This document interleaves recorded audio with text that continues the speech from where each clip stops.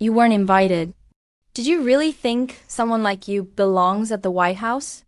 My father said this to me in front of 50 guests, his voice dripping with mockery, his new wife smirking beside him like she'd just watched her favorite show.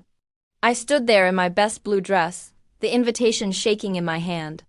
The same invitation his assistant had personally sent to my apartment 3 weeks ago. I opened my mouth to explain, but before I could speak, a White House staff member walked straight toward us, holding a tablet, her eyes scanning the guest list. She looked at my father.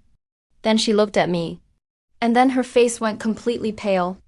Because what she said next would change everything my father thought he knew about power, money, and exactly who his daughter had become. My name is Claire Bennett, and this is the story of how my own father tried to humiliate me in front of the most powerful people in Washington, D.C., and how karma walked in wearing a government badge. If you believe family should never use shame as a weapon, hit that subscribe button right now, because what happens next you won't believe. I grew up in a small house in Akron, Ohio, where money was always tight, but love, at least from my mother, was never in short supply. My father, Richard Bennett, was a different story. He was a man obsessed with appearances. He worked as a mid-level contractor, but he talked like he ran the company. He drove a leased BMW he couldn't afford, wore watches he bought on credit, and constantly reminded my younger brother, Tyler, and me that success is about who you know, not what you know. My mother, Diane, was the opposite.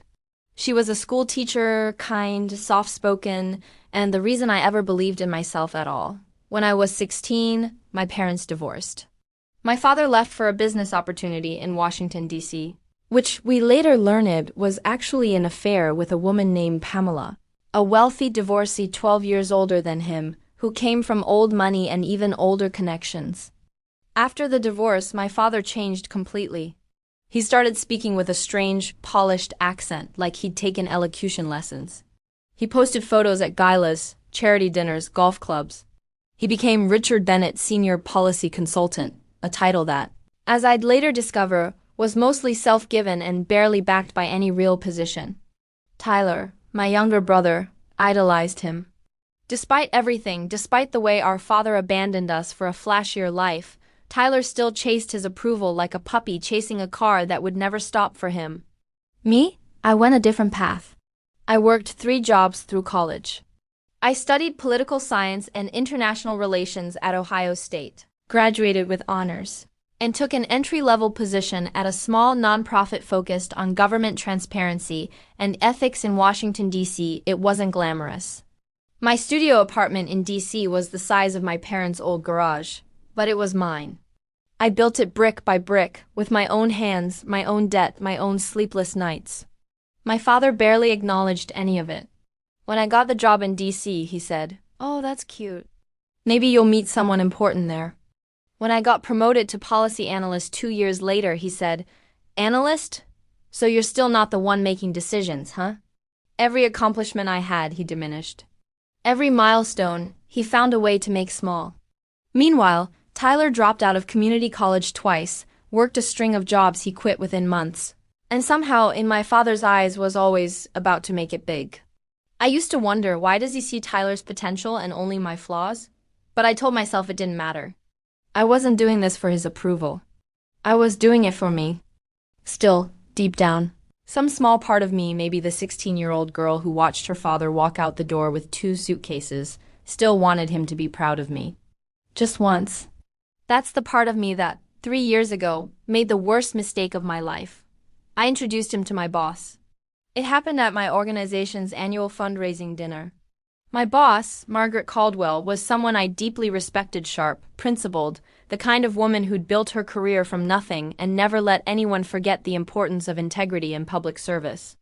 My father had been in D.C. for years by then, attending various social events through Pamela's connections, always on the edge of important circles, never quite inside them.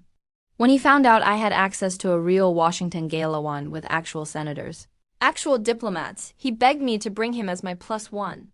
"Please, Claire," he said, in that voice he used when he wanted something. "It would mean so much to network a little. You know how hard it's been since the consulting thing slowed down?" Against my better judgment, I said yes. That night, I introduced him to Margaret as my father. He shook her hand, turned on the charm, and within 20 minutes he was talking to her like they were old friends. He name-dropped people he barely knew, exaggerated his consulting work into something resembling actual government experience, and by the end of the night, Margaret, ever generous, ever willing to give people benefit of the doubt, mentioned there might be an opening for a part-time advisory role on a community outreach committee. It wasn't even a real job. It was unpaid, mostly ceremonial, a way to give retired professionals a sense of purpose while they helped review grant proposals. But to my father, it was a golden ticket. He took that advisory title and ran with it. Within weeks, his LinkedIn said, Advisory Board Member, Washington, D.C. His Facebook bio said, Government Relations Consultant. He started telling people he worked alongside Margaret Caldwell, implying some senior, influential role. I should have said something. I should have corrected the record. But he was my father, and for once he seemed happy. He seemed proud of himself. I told myself it was harmless. I was wrong. 6 months later, Margaret called me into her office. Her face was tight, controlled, the way it got when she was trying not to show anger. Claire, she said. Do you know a man named Richard Bennett? My stomach dropped. That's my father. She slid a folder across the desk. Inside were printouts, emails, messages, even a forged-looking letter on official letterhead. My father had used his advisory title to approach a small business owner, a woman who ran a community center that had applied for a grant through our organization and offered to expedite her application ... for a fee. He'd taken $3,000 from this woman, promising to use his connections to fast-track her funding. There was no funding to fast-track. There was no real position. He'd scammed a small business owner using my organization's name, my reputation, and the trust I had spent years building. I sat there, frozen, staring at the papers, feeling the floor disappear beneath me. I had nothing to do with this, I whispered. I didn't know. Margaret's voice softened slightly. I believe you, Claire, but I need you to understand something. This isn't just embarrassing. This could be considered fraud. If this woman decides to press charges or even just talk to the press, it could implicate our organization. It could implicate you. I called my father that night, my hands shaking so badly I could barely hold the phone. Dad, what did you do? He laughed. He actually laughed. Relax, Claire. It's not that big a deal. I was just helping speed things along. People do this all the time in this town. You're being dramatic. You scammed someone, using my workplace. Using my name. Oh, come on. You're acting like I robbed a bank. I'll give the money back if it's such a problem. He gave the money back only after I personally drove to the woman's community center, apologized on behalf of my family, and convinced Margaret to let me handle it quietly so the woman wouldn't escalate it to the police or local news. Margaret never fully trusted me with sensitive donor relationships again. Not because she thought I was dishonest, but because she now associated my name with a risk she couldn't fully control. It took me almost 2 years to rebuild that trust. And my father? He never apologized. Not once. He just said, see? Everything worked out fine. Like the only thing that mattered was that nothing official happened to him. That was the moment I should have walked away completely. But there was one more event. One more humiliation. The one that finally broke me. About a year after the grant scandal, I got a call that would change my career trajectory forever. After years of working in nonprofit policy, writing reports that senators' staff actually read, building relationships across both parties based on reputation alone, I was offered a position with a federal oversight committee, a real government role. Background checks, security clearances, the whole process. It was, without exaggeration, one of the most competitive positions in my field. Out of hundreds of applicants, I made it to the final round, an in-person interview at an actual federal building, followed by a multi-month vetting process. I didn't tell my father. Not because I didn't want to share good news, but because after the grant scandal, I had learned to keep important things close to my chest until they were certain. The vetting process took almost 8 months. During that time, my father didn't know what I was working toward. He just knew I was busy with work stuff, which to him was code for not important. During those 8 months, something else happened. Tyler, my brother, who'd been drifting from job to job, got engaged to a woman named Brittany, whose family had serious money. Old DC money. Her father was a retired ambassador. Her mother sat on the boards of 3 different cultural foundations. Suddenly, my father had a new obsession, making sure everyone knew the Bennett family belonged in those circles. He started referring to Tyler as my son, who's marrying into the Whitfield family, as if that alone made our family important. He completely ignored the fact that I, his actual daughter, Was about to complete one of the most rigorous government vetting processes in the country. Then, 3 weeks before Tyler's engagement party, an event my father insisted on hosting at an upscale venue, despite not being able to fully afford it, I got the call. I had passed. Not just passed, I had been selected for a senior policy advisor position with a federal ethics oversight body.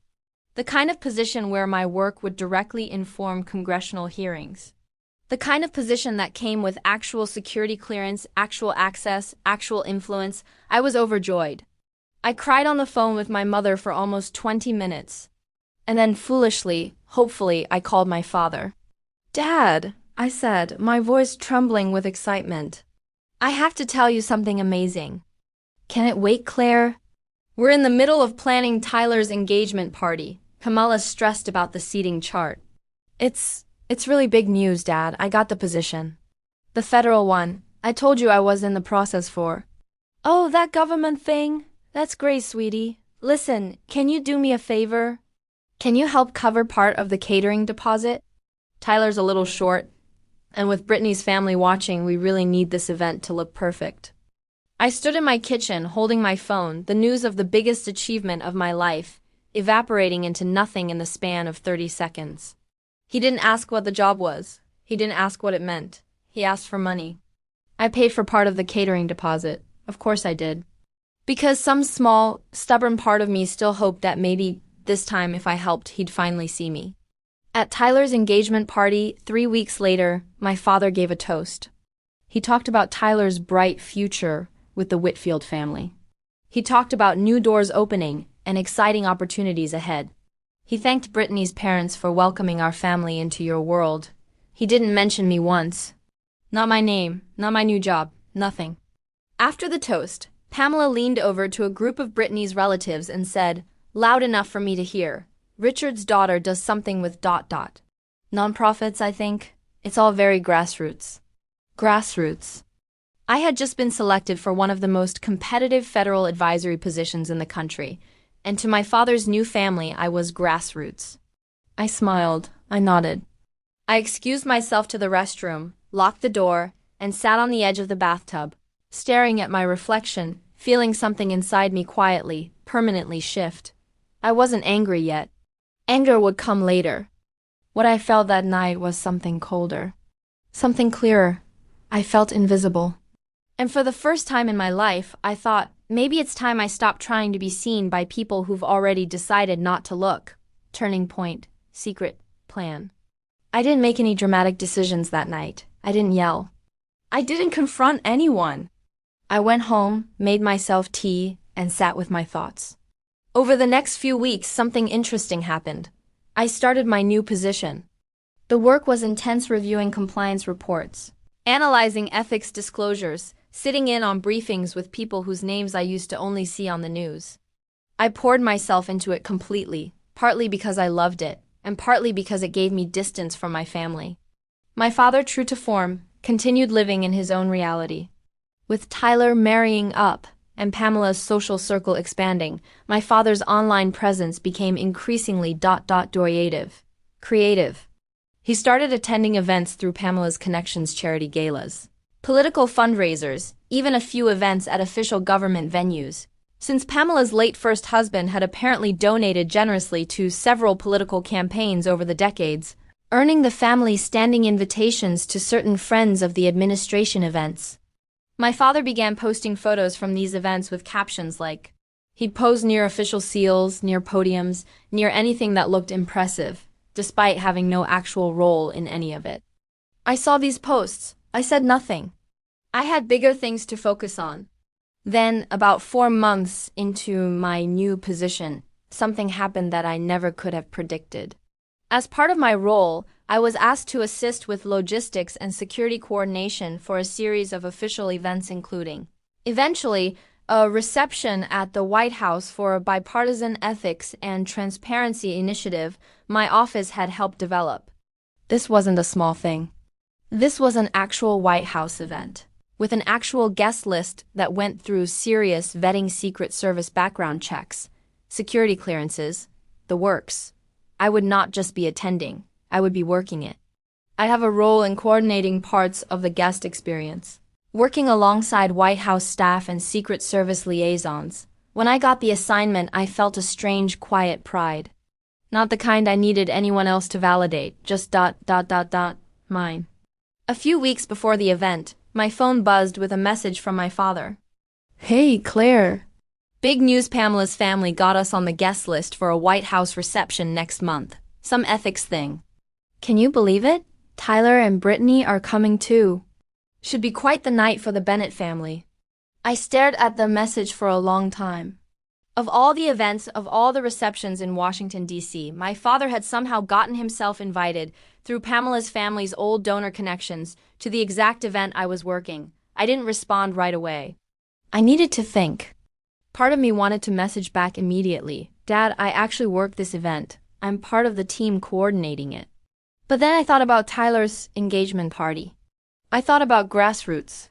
I thought about years of being dismissed, diminished, treated as an afterthought while my father chased validation from people who barely knew his name.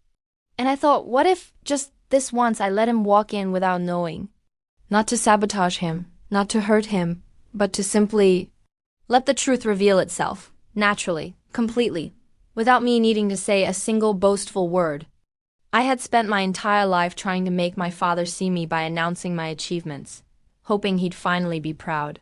This time, I wouldn't announce anything. I would just be there, doing my job, and let reality do what it does best. I texted back simply, "That's great, Dad. Hope you guys have a wonderful time." He replied with a thumbs up emoji. That was it. That was my entire plan. No scheming, no sabotage. No elaborate revenge scheme. Just truth, standing quietly in a room, waiting to be seen. The weeks leading up to the event were a blur of preparation.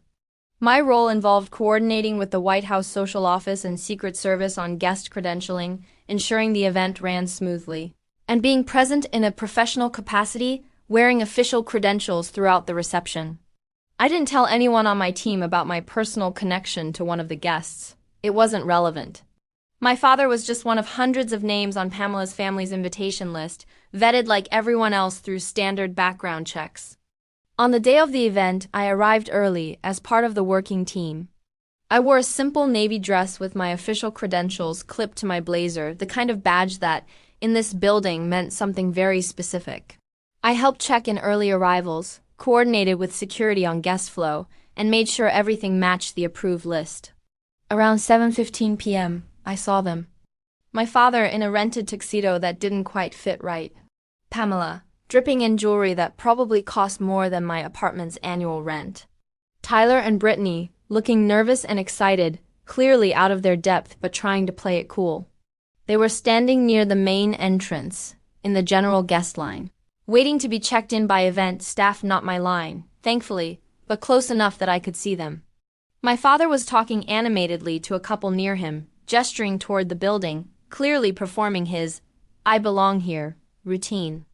I stayed focused on my work, greeting guests, checking names against the list, coordinating with Secret Service on flow. About 20 minutes later, my supervisor, a White House Social Office liaison named Diane Foster, approached me with a quick question about seating arrangements for the working staff during the reception, where we'd be stationed, who we'd be assisting, that kind of logistics. As we talked, walking together toward the main reception area, my father spotted me. I saw the exact moment his face changed. Confusion first, then disbelief. Then something that looked almost like suspicion, like he thought maybe I'd snuck in. He walked over, Pamela trailing slightly behind him, both of them clearly trying to figure out what I was doing there. "Claire?" He said, his voice a strange mix of surprise, and I noted embarrassment. What are you doing here?" Before I could answer, he turned to the small group of people near him, the same couple he'd been chatting with, and said, loud enough for several people to hear, "This is my daughter, Claire. I'm not sure how she got in. You weren't invited, were you, sweetheart? Did you sneak in with some media credential or something?" He let out an awkward laugh, glancing at Pamela, who smirked. "Did you really think someone like you belongs at the White House?" he added, still chuckling, clearly trying to play it off as a joke, but the words landed exactly the way they were meant to. Small, dismissive, designed to put me in my place in front of people he wanted to impress. I felt my face flush, but I didn't say anything right away. Diane Foster, standing beside me, looked between my father and me, her expression unreadable for a moment. Then she looked down at her tablet, the same one she'd been using to check guest credentials and staff assignments all night. She looked up at my father, then at me. And then, just like in the hook, her face went pale. Not with embarrassment, with realization. "I'm sorry," Diane said, addressing my father directly, her voice polite but firm. "I think there's been a misunderstanding. Claire isn't a guest tonight." My father's smirk faltered slightly. "Right, exactly. She's part of the senior coordination team for this event," Diane continued, "on behalf of the Ethics and Transparency Initiative. She's been working with our office and the Secret Service liaison team for the past several weeks." The couple my father had been chatting with went very quiet. Diane turned to me. "Claire, when you have a moment, the Deputy Chief of Staff wanted to personally thank the coordination team before remarks begin. Would you be available in about 10 minutes? "Of course," I said, my voice steady, calm. "I'll be right there."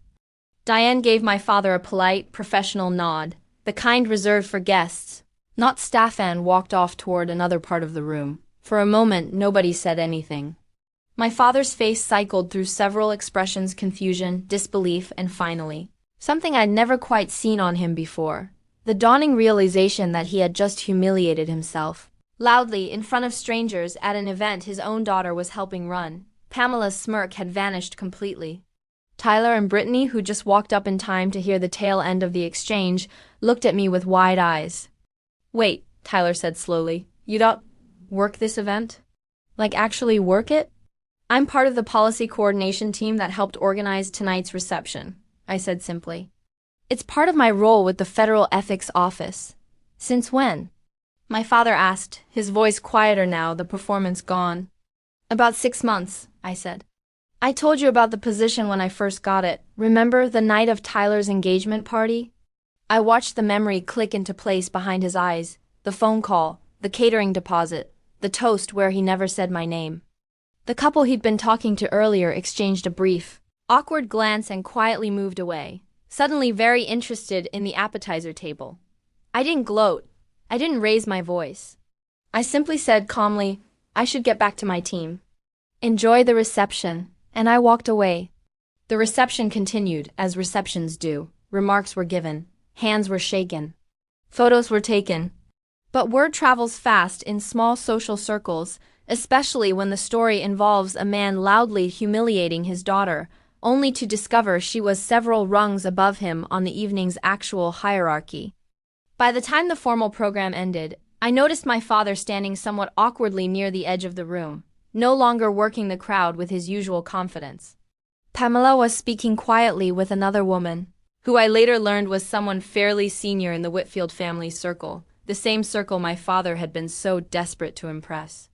About 30 minutes later, as the event began winding down, my father approached me again, this time alone.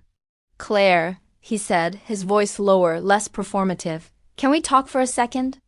I stepped slightly away from my workstation. "Sure." He rubbed the back of his neck, a nervous habit I recognized from childhood. "Look, that I said earlier.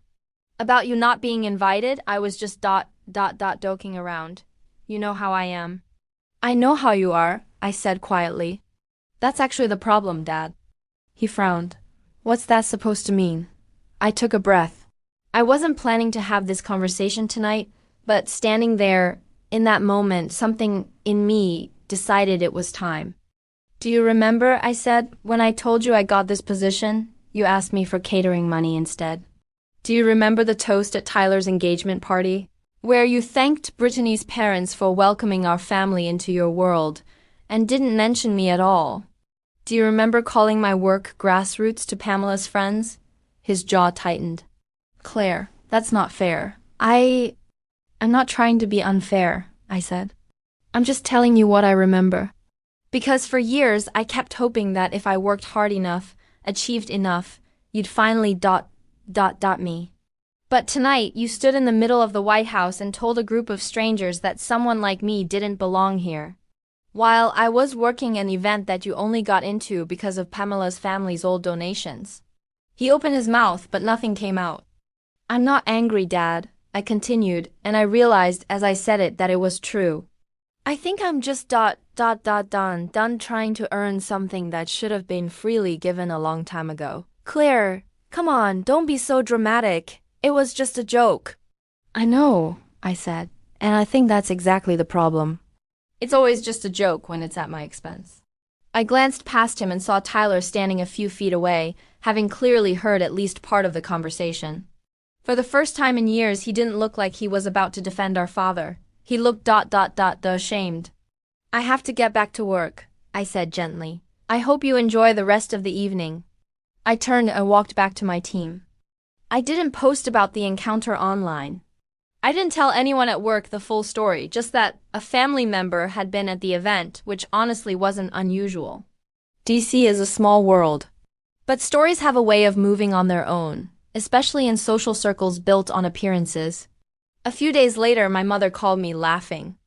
Claire, you will not believe what I just heard from your Aunt Susan. Apparently, at some White House reception, your father loudly told a bunch of strangers that you snuck in without an invitation, and then got publicly corrected by White House staff in front of everyone, because you were actually running part of the event. I sighed. It wasn't quite that dramatic, Mom, but... Yeah, basically. She laughed harder. Oh, honey. I wish I'd been there. Apparently, the story had made its way through Pamela's social circle fairly quickly, not because I told anyone, but because several guests had witnessed the exchange, and in a world where status is currency, a story like that doesn't stay quiet. For Pamela, whose entire social identity revolved around appearing connected and important, having her husband publicly embarrassed in front of the Whitfield family's circle people whose opinion she cared about deeply was apparently mortifying. I heard secondhand that Pamela was furious with my father for weeks. Not because of what he'd said to me, I doubt that bothered her much, but because of how it made them look. Beneath the people they were trying to impress, instead of above. As for my father's online presence, the policy life connected, post slowed down considerably after that. I noticed, a few months later, that his LinkedIn no longer mentioned the advisory board title from years ago. Margaret's organization had apparently finally caught wind of the lingering reference and sent a formal request for him to remove it, given everything that had happened with the grant situation. I didn't orchestrate any of that. I didn't need to. I simply stopped covering for him. Stopped smoothing things over. Stopped being the quiet buffer between my father's exaggerations and the reality that eventually, always, catches up. In the months that followed, my relationship with my father became distant, not explosively broken, no screaming matches, no dramatic cutoffs, just quieter. More honest in its emptiness. We still exchange occasional messages on holidays. He still, every once in a while, brings up that misunderstanding at the White House. Usually trying to laugh it off as a funny story now. Can you believe Diane Foster thought I was confused? Conveniently rewriting his own role in it. I don't correct him anymore. I don't need him to understand. I understand, and that's enough. What surprised me most was Tyler. About 2 months after the reception, Tyler called me something he rarely did. Hey, Claire, he said, sounding nervous. I wanted to say I'm sorry for never really noticing what you've been doing all these years. I think I got so caught up in trying to keep up with Dad's version of things that I never really looked at what you'd actually built. It wasn't a perfect apology. It wasn't some movie-worthy reconciliation. But it was real, and it meant something. Tyler and I are closer now than we've been in years. He even asked me recently for advice on an actual job opportunity he was considering, something stable. Something real, not one of my father's big opportunities dressed up in fancy language. As for me, my career continued to grow. Within the ethics office, I was eventually promoted to lead a small team focused on transparency initiatives, the same kind of work that years ago my father once called grassroots. Funny how grassroots work ends up shaping policy that affects the whole country. I bought a small condo last year, modest, but mine, paid for with money I earned, not borrowed against an image I needed to maintain. Sometimes I think about that night in the bathroom at Tyler's engagement party, the moment I felt completely invisible. Completely unseen by the one person whose validation I'd spent my whole life chasing. I think about how close I came to spending years more chasing that same approval. Shrinking myself down to fit into a story where I was always grassroots. Always an afterthought, always the daughter who did something with nonprofits. And I think about how, in the end, I didn't need to fight for that recognition with anger or schemes or dramatic confrontations. I just needed to keep doing my work, quietly, consistently, and let the truth stand in the room when it was ready to be seen. If there's one thing I've learned, it's this. You don't have to shrink yourself to keep peace with people who only feel comfortable when you're smaller than them. Sometimes the most powerful revenge isn't a scheme or a speech. It's simply showing up as exactly who you are and letting the people who underestimated you watch the truth catch up to them, all on its own. My father once told a room full of strangers that someone like me didn't belong at the White House. That night, I learned I didn't need his permission to belong anywhere. I just needed to keep walking forward, credentials on, head up, and let my work speak for itself. If this story moved you, if you've ever felt invisible to the people who were supposed to see you the most, give this video a like. Subscribe for more real-life inspired stories of quiet justice and family karma. And tell me in the comments, have you ever had a moment where the truth finally caught up with someone who underestimated you? Thank you for listening. And remember, you don't need anyone's invitation to know your own worth.